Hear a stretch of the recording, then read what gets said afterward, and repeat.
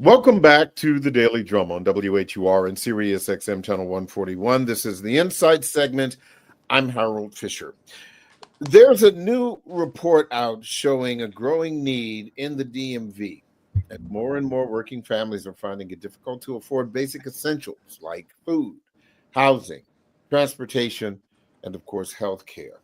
So, what's behind these troubling numbers, and what's being done to help these households achieve financial stability?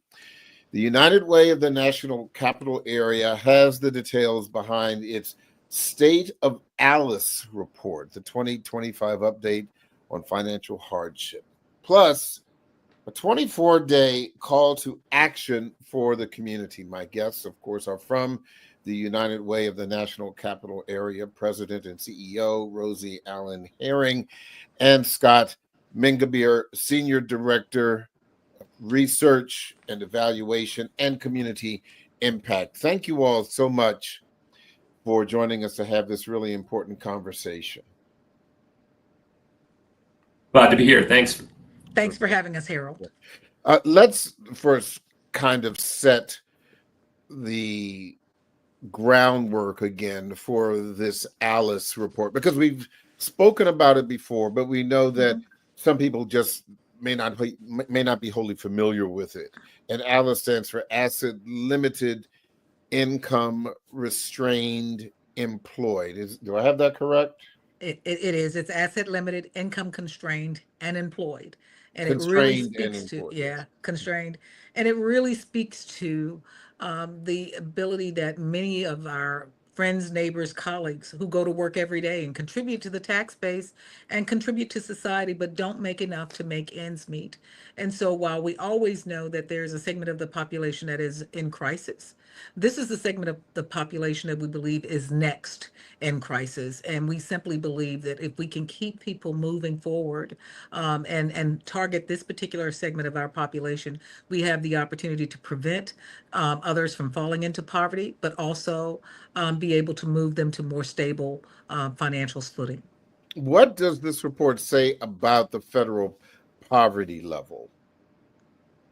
Go ahead, Scott. Yeah, the federal poverty level hasn't moved. The federal poverty level comes in around $30,000 for a family of four. Now, what the Alice report is really trying to say is that this is the way that the government currently determines who is eligible for public benefits programs. The federal poverty level, which was designed back in the late 60s, the supplemental poverty measure, which is one that was starting to be collected in 2011, did an attempt to try to include some of these other things that would be necessary for a monthly budget: utilities, clothing, housing expenses. But it didn't really actually get anywhere close to it. In fact, what the Alice report's able to do is calculate what it actually costs to live, work, and play in our modern economy. That goes from not just your housing and childcare, but also healthcare costs, transportation, as well as what it costs to have a cell phone and a smartphone bill, right? Because if you're not connected to the internet, you're not really connected to what's going on today. So that is actually, for a family of four, closer to $118,000 than it in this region in the national capital area than it would be than the $30,000, right? So the idea is that the expenses are all the way up here at $118,000. The federal poverty level is all the way down here at $30,000. And so where are people's incomes figuring within there? And what we've been able to calculate is that for two full-time working adults in some of these very common industries that are really making our workforce run, so that's your health home aides, that's your restaurant workers, that's the people who are filling our shelves and delivering our packages, they would be bringing in around $78,000. And 78,000 is still a good 40 to 42,000 short of being able to make ends meet each month. With the federal poverty level not moving, but the people who are impacted by it are moving. Is that a fair statement? It is, but what I will share is the disconnect is in with the federal poverty levels being really low. What it says is anyone who makes $1 above that level of 30K can't access assistance. and other services that would be available to anyone who fell within that federal poverty level. So you have those individuals that may make $1 above 30,000, but certainly don't make the 118 that's required. What happens to those in the middle? And those are individuals who are simply going to work every day. They make more than enough to be able to access those services, but certainly not enough to make those ends meet. And so that's where the disconnect occurs. And that's why it's so important that we bring the attention so that others will know that this particular segment of our population exists. And it's a huge segment of our population as well. Over 680,000 households that fall into this category, almost 1.4 million individuals in our region alone that fall into that category. And because those federal poverty guidelines have not been updated, then again, we can't offer and we can't help our neighbors, colleagues, and sometimes even family members access those services as well.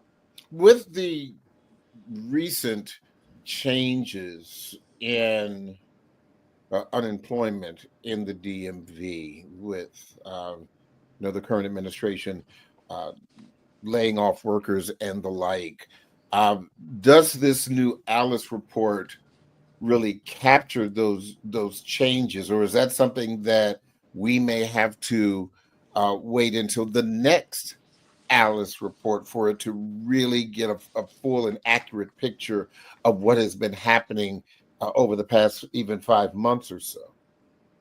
Yeah, you really kind of nailed it on the head there. The data that we're accessing right now is actually showing us a picture of what life was looking like in 2023. And with this actual new report that's come out, we've actually seen that some folks have actually left the Alice population. Some have risen above the Alice threshold and have made it into that place where they're able to survive and make ends meet. That is by and large in credit some of the smart policies that were in place back then to help support families and being able to access those resources and being more inclusive in the way that that we were thinking about the Alice population. Yeah. Unfortunately, some of those population also fell below the poverty level as well. And so there was a little bit of movement that was happening at that time, but it also just sort of indicates just how much worse it could have been if we didn't have those resources in place. So now what we're seeing here is this is helping us shape the story and talking about what is the major changes that are happening at the federal level and what is a knock-on effect going to happen for our region. Because oftentimes when we think about it, the federal workforce, they are one of maybe 2 income earners in the household. If they lose their income because they have been, they've been put on administrative leave or they've been released from their duties, then that means that household has become that much more unstable. And they're going to be more compelled or sort of forced to leave the region, which is going to have devastating effects on our local economy. So what we're hearing from this report right now is giving us a good baseline to show us what the Alice population looks like back in 23 before all of these major disruptions were taking place. 33%, Rosie, that's a lot. Mm-hmm. I mean, it's just over 1/3 of our regional population. What is it that concerns you? That's 1 out of 3 people on your block. That's 1 out of 3 people in your church. 1 out of 3 people on your job, or who may no longer be on your job. Absolutely, Harold. And for us at Your United Way of the National Capital Area, that's been part and parcel of who we are and who we've been for almost 100 years. And when we think about who that 1/3 represents, and the fact that it could simply be exacerbated by what's happening now with the federal workforce, what you find is the needs have become that much greater, but the resources to be able to find that balance and help them are becoming that much fewer. And to know that that was the group, or at least the segment of our population that we were already here to serve, and that were already may find themselves in a bit of a crisis. And whether it's around health, education, and or financial stability efforts, that's what Your United Way of the National Capital Area has been working on for years. And we still try to bring innovative solutions to those challenges while we are certainly exercising flexibility in the moment to know where we are with what's happening right now. And when we think about over 303,000 individuals in the federal workforce are at risk of leaving that particular workforce, and what that means, as Scott has shared, to the local economy. 106,000 of them already, have been impacted. So that is significant. So that 33% that we all knew of from that data with a snapshot in time from 2023 coming out of COVID, we now have to look forward to know, what does those numbers mean? What will those numbers mean as they continue to grow? I do want to ask more about this Mhm. report and get your perspectives on it. But I also, before the break, and this is also, I think, critically important, I do want to talk about this year's Do More 24 campaign. Are there any changes to the approach Mhm.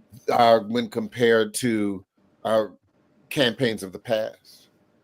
Absolutely. There are big changes with Do More 24 this year. After 12 years of doing this, and it is something that is part and parcel to who we are as United Way of the National Capital Area, Do More had been a 24-hour day of giving that we did at a specified period of time, and one day in the course of the year where we rallied the community to be able to say that everybody can do something.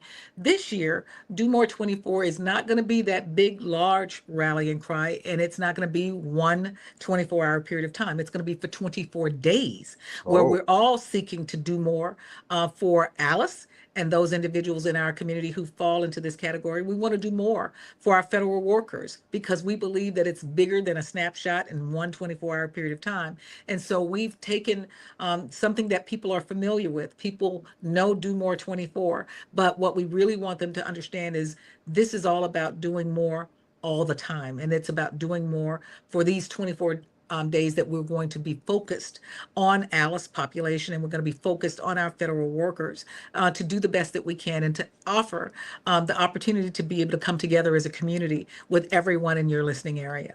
so what do you want people to do during this 24 days? Well, we want them to do what we've asked them to do for the last 12 years. We want them to go onto our website.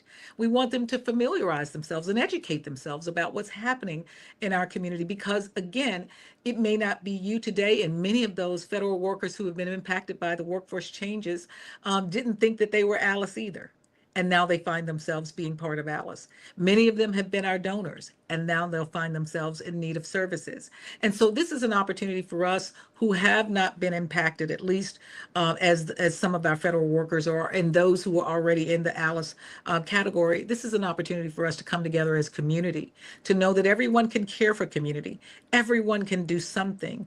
And if they go to domore24.org, go to your UnitedWayNCA.org, think about organizations that are doing great work, but also think about those who are in need and help us not only meet this moment, but to help those who are already in need and those that are now joining their ranks. So it's really an opportunity for us to continue to move forward on something that we all believe strongly in, but it's also an opportunity for us to be able to move our community forward with bringing resources to the table.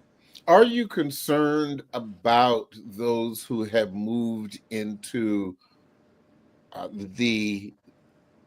the category of being in need instead of those who have been volunteering time, financial resources, and the like in the past? Are you concerned that that number of those who have helped in the past is shrinking?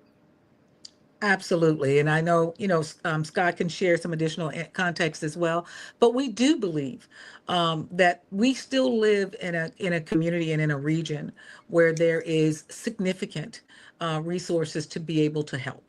Not everyone is a part of the federal workforce. Some may be impacted because they have, outlier relationships or corollary careers that still depend very much on the federal workforce. But it's more importantly just to understand that everyone can do something. So yes, are we concerned? Absolutely, we are. We are concerned about the number of individuals and or families and households that are finding themselves in need, and that number continuing to grow. We're concerned about where many of our corporate partners are and where individuals may be who think that they don't have enough to help. We're concerned about where is that balance between the needs that keep growing and the resources that sometimes keep dwindling, and how do we bring a solution to the table to try to bridge that gap, if you will. So yes, it's what your United Way and my colleagues and I are thinking about all day, every day, to try to and truly bring a solution to the table around that particular issue. I want to get more information about that from Mhm. Scott, but I do have to I got to take a quick break. When does the Do More 24 campaign start? Real quick. It's today. Yeah, Today. we're starting today. It starts All today, right. next Thank 24 you. days. Okay. Log on to domore24.org or unitedwaynca.org to find out more. All right. I want to talk more about the numbers and who this impacts, Scott. So please stay with us. The Daily Drum will continue on Sirius XM channel 141 and 96.3 in just a bit. The original Quiet Storm with Raheem Devon is next on WHUR. Stay with us. Welcome back to the Daily Drum on Sirius XM channel 141. I'm Harold Fisher. We are continuing our conversation about a new study on poverty here in the DMV. My guests are from the United Way of the United Capital Area, President and CEO Rosie Allen Herring, and Scott Mingabeer, Senior Director, Research and Evaluation, Community Impacts. Before the break, we were talking about the concerns, Scott, of those who were in a position in previous years to support, to contribute, to help, and now are not. Talk to me about your concerns about those dropping numbers. Yeah, we've seen that a little bit of the uptick because, again, this report is something that we've been tracking over time. And what the report has been able to show us over the past 15 years is that the 33% has been really stubborn and hasn't moved a lot, right? So that has always begged the question, what are the strategies that are being deployed in order to help reduce the ALICE population? That's a conversation the United Way is driving with its municipal partners. We're partnering with local communities and counties all across the DMV to have those critical conversations around that. And then we're seeing it show up in our financial empowerment centers. These are places where anyone in the community can walk in and receive tailored services that will help them with their financial stability. That means if you're feeling underbanked, or if you need some guidance on your financial coaching, maybe get your taxes done, either this year or previous years, you can just go in and you'll have someone there to help you. If you're looking to build up those community assets, if you're looking to become a homeowner or start your own business, this is places where you would go. And in these places, Harold, this is where we've actually seen a bit of a shift. We have very engaged, skilled volunteers who will help us with finding engaging these folks and bringing their expertise to it. And some of those volunteers have actually started engaging us about being able to refer friends of theirs, folks who've been impacted by the federal workforce. One thing I was mentioning earlier is that if a federal workforce member is sort of impacted by some of the changes that are happening in the government, it's not just them in their household that's being impacted. Oftentimes, the balance between their income and the income of the other person in the household is also going to be impacted, because if we lose that household altogether, we're not just losing the member of the federal workforce, we're losing someone who is helping our economy run, who could be, not just helping us in service-based industries, but also be fundamental to our administrative bases and, in our healthcare systems. And this is really critical for us. So we've actually have turned to some of our programs to increase that. We've seen an increase in academic counseling for adults. We've seen a 20% rise in engaging those dislocated federal workers. And we're developing new programs, such as turning layoffs into level ups and career guidance transition to the private sector. So we're actually trying to help folks and meet them where they are, all across the national capital area.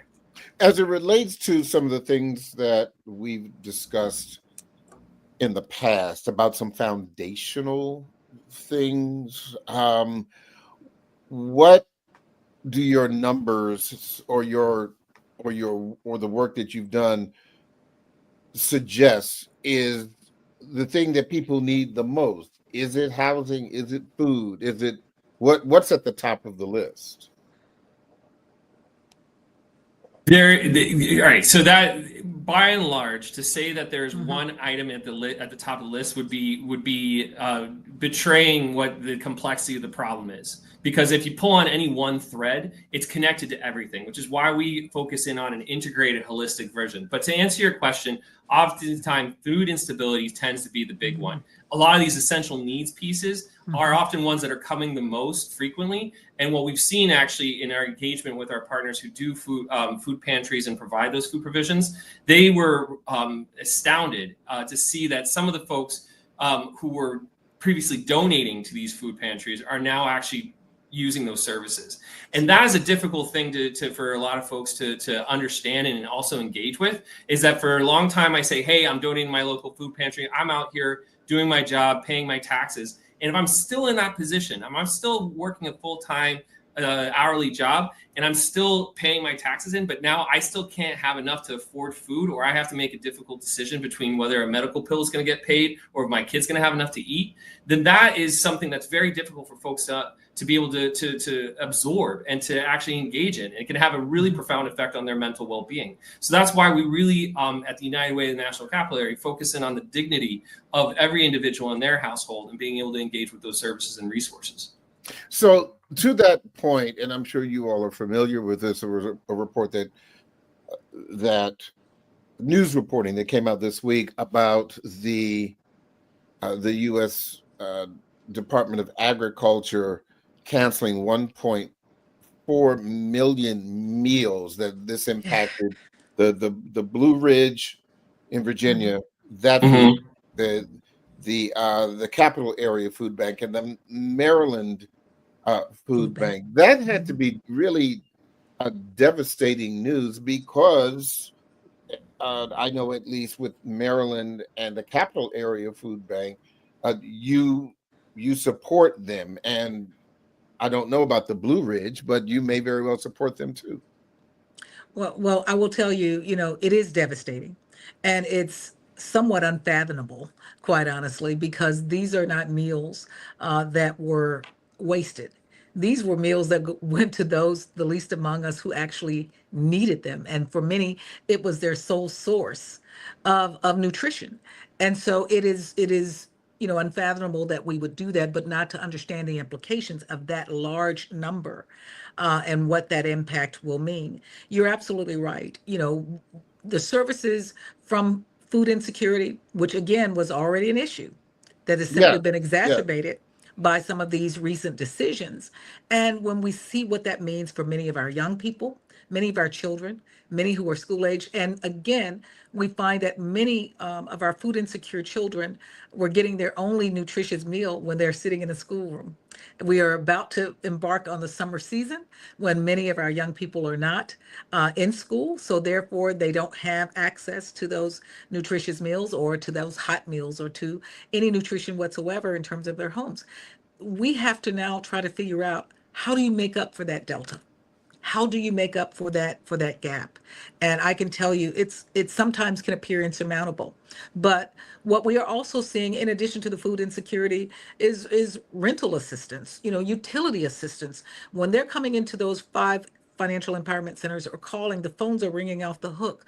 And it's not the typical individuals that you would think, again, would be calling in for this type of assistance. Now it's people who are former federal workers, people who are former federal contractors, people who had very decent salaries, people who, again, wanted to help others, but now find themselves in need. So that population is not discriminatory when we think about what's going to happen and what's happening right now with those who need us the most. And so when you see public policy decisions like what's happening at USDA, there are real life consequences to those decisions. And it is, I think, really going to be devastating. What kind of lobbying efforts is your organization doing to get lawmakers to understand it? And I'm not just talking about on Capitol Hill, because I would imagine also local lawmakers need to to be made aware, not suggesting that they don't know, but to maybe need a refresher course, as it were, related to some of these growing problems. Just like your Pepco bill, your Dominion Power bill, or BGE, or what have you. I mean, that I think is something that even those who may have two income households who may be doing okay are still looking at their bill and going, "What the what?" Because we're seeing that as an issue. I'm glad you asked that question. Sure. Rose, if you don't mind, I'll get it started. Go ahead.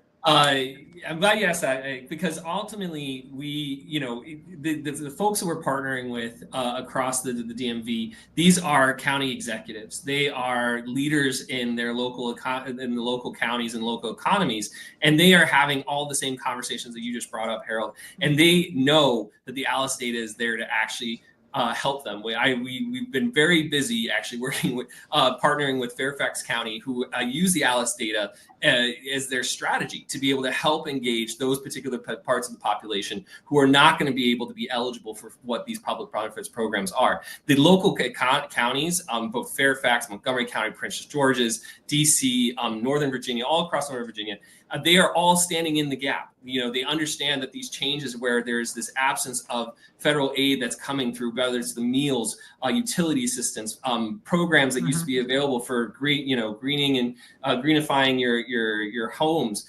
Those are all starting to sort of disappear. And it's actually the local counties and municipalities that are standing in the gap. In Montgomery County, their workforce development board have opened up their metrics to be more inclusive of who's going to be coming in. And as such, they are now leading the states across a whole host of workforce development metrics. So I would actually say to you that, Harold, it's really actually, if you are sitting there looking at your bills and you're feeling the financial pressure of where we're living right now, it is actually looking to your local nonprofit organizations who are partnering with their local counties to be able to find the solution. Because I can guarantee you, we're all having that conversation very intentionally. So, Rosie, which brings me back to another very current issue. As you know, there is a budget bill on Capitol Hill being debated. There could be a vote tomorrow. There could be a vote in 10 days. We don't know. There are questions about possible cuts to Medicaid. There are possible tax implications. What impact, or what are you looking at as this is happening?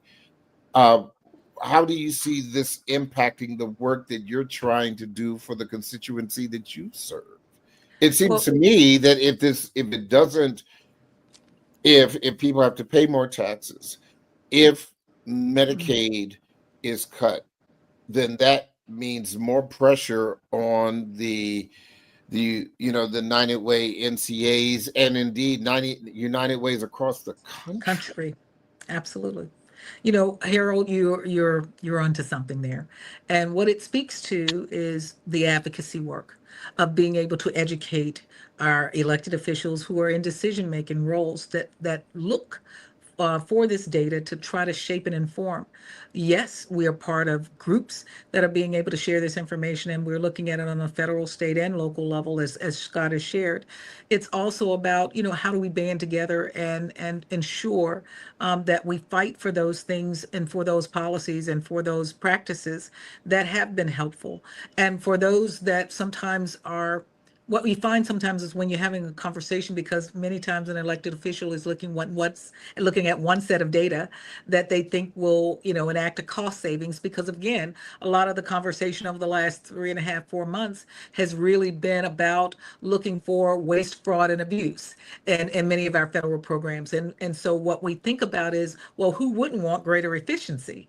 But what you have to understand is, in your quest to root out the waste, fraud, and abuse and looking for efficiencies, you create unintended consequences on the other part. And so what we have to make certain is that we're having a very comprehensive and holistic conversation around what does advocacy mean, to bring the hard data because we are data driven and evidence based. This is not about feelings. Scott and Rosie have feelings, but to be able to talk about the policies and what's needed in terms of many of these actions, that's not going to be a part of the conversation. It's really going to be, do you understand the magnitude of what this one policy change will mean?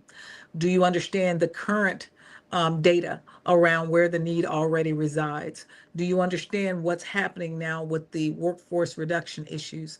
Do you understand what this means now and how many more families are going to be disparately impacted and disproportionately impacted in certain parts of the country? So you're absolutely right. It's a conversation that I'm having literally with my colleagues from all over the globe, quite honestly, not just domestically here, but we have colleagues in Europe, in Asia, in Africa, well, in Toronto, not Toronto, but just Canada writ large.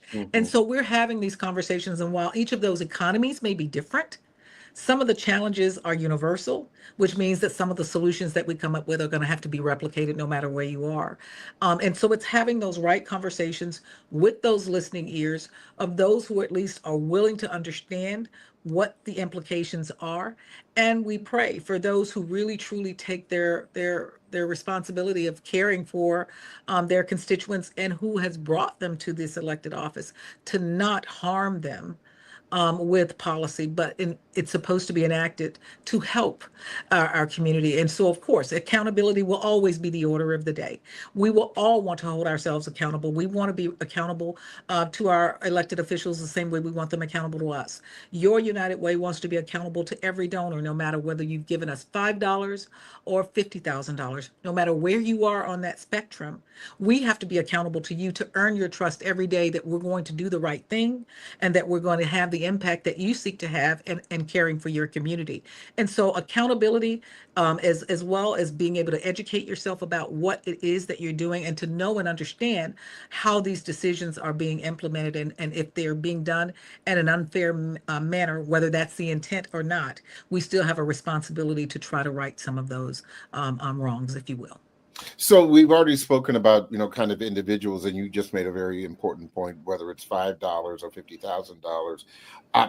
What's your reading on corporate participation? Is it changing? It is. And sometimes it's changing where we're not seeing many of our corporate partners who are walking away. And maybe not doing as much. I think that what you found with much of the efforts that have happened in the last 3-4 months, where everybody's going back and reassessing what does it mean to care for community? What does it mean to be a good corporate citizen? What are the priorities that they have for their business? And they're having to sometimes make some very tough decisions. I don't think it's indicative of who they are as a company. It's simply they have a responsibility to a shareholder. They have a responsibility for their business needs.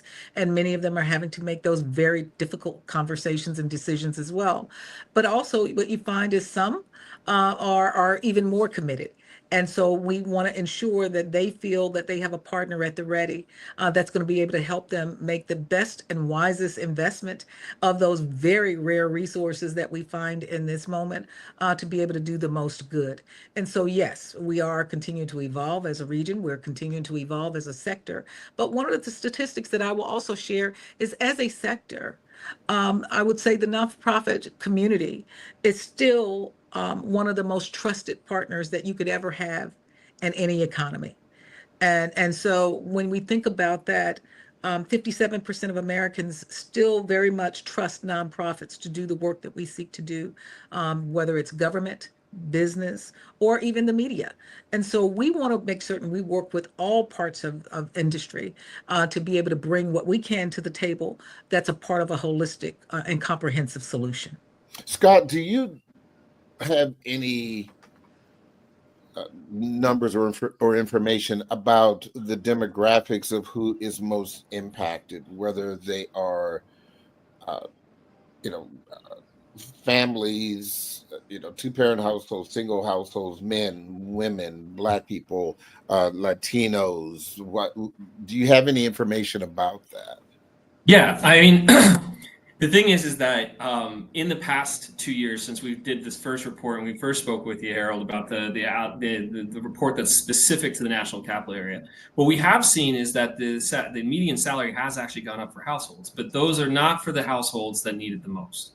In fact, that's why the numbers have really stuck around at 33%, because what we've seen is that 45% of households of color, both our Black and African American neighbors, as well as our Hispanic and Latino community members, have all been stuck in this Alice position, right? That they have been facing entrenched barriers. And that's why we work to modify the system to increase access for them.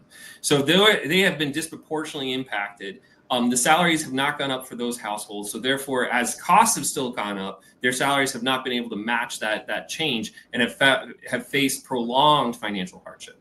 In addition to that, we often see that it's those that are having the hardest time getting into the workforce and those who are leaving the workforce. So your under 25s, all those kids who are leaving school and trying to get their foot on the job ladder, they're the ones who are most likely to be faced in the Alice population, as well as our growest age segment, which is those above the age of 65.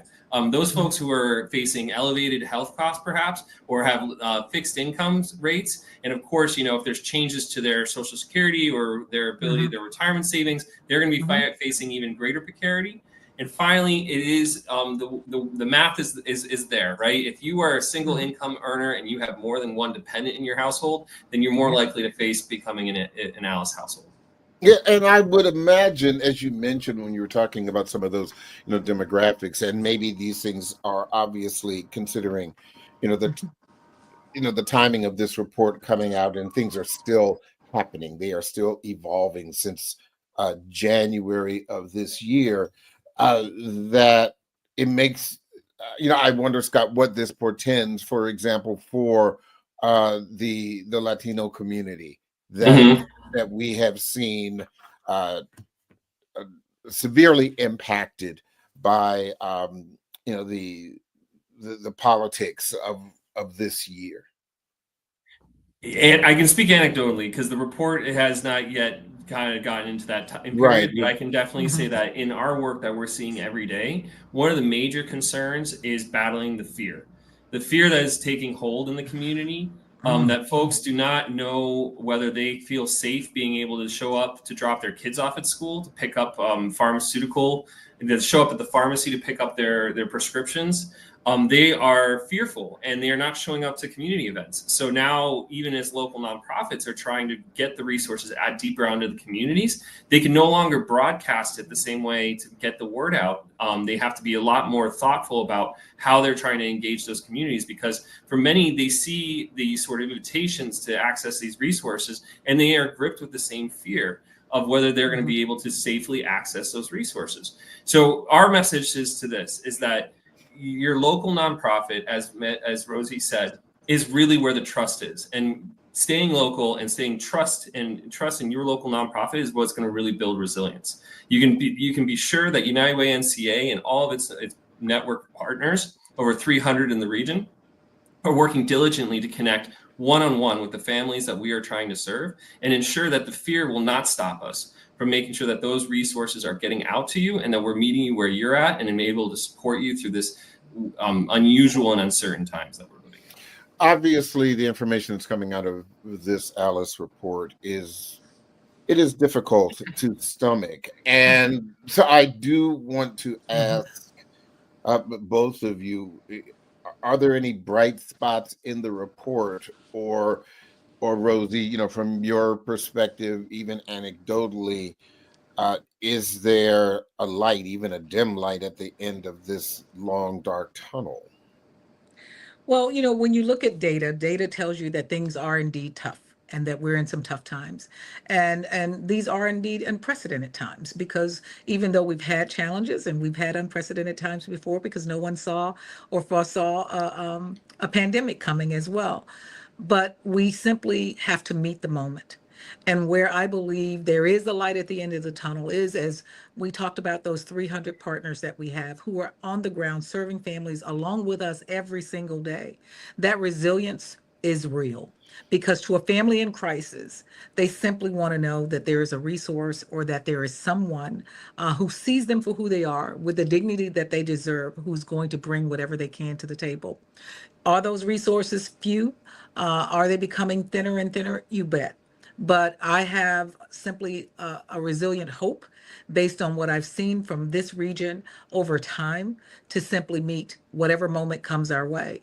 And so I have to believe that this will be one of those moments that we will meet, albeit it'll be differently in terms of what we can do and can we do all things for all people? Can we take care of everything? Can we be everywhere? Absolutely not. But collectively, I believe that we can cover the community because there are partners who are doing great work. There is a funding community that we are part of that tries to ensure that the not-for-profit community keeps serving.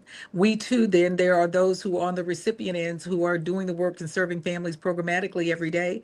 We have to ensure that they have what they need in order to be able to serve even more. So yes, I believe that there is an ability to leverage the resources that are in our midst, that maybe sometimes we don't even know and maybe hadn't been as engaged as they can become now because they are aware that they're needed now more than ever. I think it's about how do we reach that segment of our population to balance it, not just of course, bring to the light the needs, but I think we also have to find that balance and bring to light those who are able to help. And part of having conversations like we do with you and WHUR partners, it really is about educating the community because so many who hear us or see us will think, I thought it had to be $1 million in order to be a benefactor. I thought it had to be some inordinate amount of money, or I didn't think that I could do something as an individual. I thought it had to be all corporate partners. When we're educating and letting everyone know that there's something that everyone can do and everyone is needed, valued, seen, heard, and appreciated, then now it becomes a groundswell. And so this becomes a grassroots effort. We need all hands on deck, and we believe that we can get there. We've weathered storms before, and we believe that we will need all hands on deck to simply weather this one as well. Scott, I'll let you have the last 30 seconds. What's the bright spot out of this?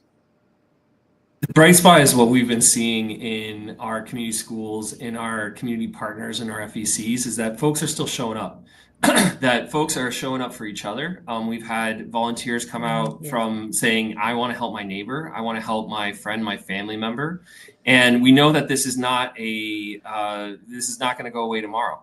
That even some of the major changes and shifts and earth-shattering, unprecedented times that we're living in are going to take years and years to repair. So that's why part of the reason why we wanted our Do More campaign to extend over several days is to give a chance for everyone to chip in the way they can. I hope that you guys get a chance to get over to domore24.org and learn a little bit more about how we're engaging our campaign, how we're engaging everyone in the DMV to help support them through these times as we're heading into the summer. Well, I think that's a good place to end this conversation. Thank you both so much for sharing with us. And 24 days, certainly ambitious, and we hope that you meet the goals and meet the mark for the moment. So again, thank you, Scott Mingabeer, Rosie Allen Herring. I really appreciate your time. Thank you, Harold. We appreciate you and all your listeners. That is the Daily Drum for this Wednesday, May 21st. I'm Harold Fisher. Good night.